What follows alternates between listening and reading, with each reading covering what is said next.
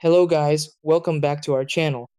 If you need to reverse the direction of your Hampton Bay ceiling fan but don't have a working remote, it can feel a bit confusing because most modern fans rely heavily on remote controls for direction settings. Reversing the fan is important for seasonal use, especially when switching between cooling and heating modes, but without the remote, many users assume it's not possible. The good thing is that most Hampton Bay fans still include a manual reverse switch on the motor housing, which allows you to change the direction easily. In this video, I'll guide you through the exact process to reverse your ceiling fan without using a remote. Try these. Step 1. Turn off the fan completely using the wall switch or main power. Step 2. Use a stable ladder to reach the fan safely.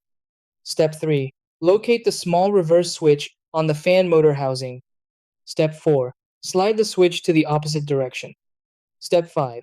Turn the power back on after adjusting the switch. Step 6. Turn on the fan and check if the airflow direction has changed.